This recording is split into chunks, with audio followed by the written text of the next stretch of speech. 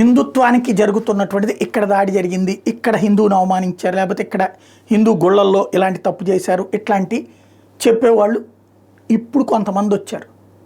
ఒకప్పుడు ఆ ధైర్యం చేసేవాడు కూడా లేడు. నాబోటోళ్ళం ప్రారంభించాం, ఆ తర్వాత కొనసాగుతోంది. ఎందుకని అంటే ఈ ధర్మం గురించి మాట్లాడితే వెటకారాలు ఎక్కువ ఉంటాయి.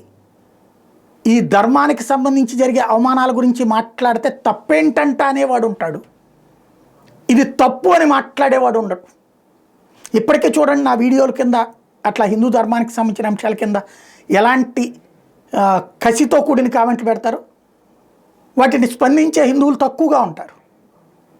అలాగే హిందూ ధర్మం గురించి తప్పుడు ప్రచారం చేసేటటువంటి వాళ్ళు, నీ మతాన్ని నువ్వు పాటించు, నీ ధర్మాన్ని నువ్వు పాటించుకో, ఇస్లాం గురించి ఎవరు తప్పు మాట్లాడద్దు, క్రైస్తవం గురించి ఎవరు తప్పుగా మాట్లాడద్దు, వాళ్ళ విశ్వాసాన్ని గౌరవిద్దామనే చెప్తాను నేను. ప్రతిసారి నేను చెప్పేది అదే సందర్భంలో హిందూ ధర్మాన్ని గురించి అవహేళన చేయొద్దు, అవమానించొద్దని నేను చెప్తా. అలా చేయడం తప్పనినే చెప్తా. కానీ ఇది కూడా అంగీకరించలేము ఇందులో నుంచి. ఇంకా ఇక్కడే కులాల వారి చీలికలు, నాస్తికత్వంతో ఉన్నటువంటి వాళ్ళు, వీళ్ళ మాటలు ఎలా ఉంటుందంటే హిందూ ధర్మం నాశనం కావాలని కోరుకుంటారు. అదే జరిగితే ఆఫ్ఘనిస్తాన్లోని బ్రతుకుల్లాగా నీ బిడ్డల బ్రతుకులతో నీకు తెలియట్లా, బంగ్లాదేశ్ పాకిస్తాన్లోని కుటుంబాల్లాగా మీ బతుకులు ఎట్టవుతాయని తెలియట్లా. గుర్తుపెట్టుకోవాల్సింది అది మర్చిపోతున్నారు.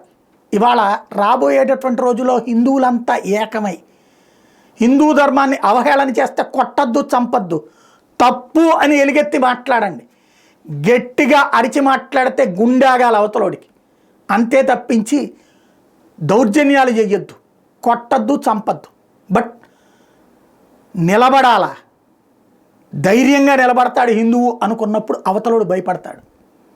హిందువు యొక్క ధైర్యం అవతలోని భయపెడుతుంది, తప్పుగా భయపెట్టక్కర్లా. కానీ అది తగ్గితే ఏమవుతుంది, రాబోయే రోజులలో ఇలా అవుతుంది. మనం చరిత్రలో మర్చిపోయినటువంటి వాళ్ళ జీవితాలని ఇలాగా మ్యూజియాల్లో పెట్టి చూపెడతారు. భవిష్యత్తులో ఇట్లా అవుతుంది, అది గుర్తుపెట్టుకోవాల్సిన అంశం.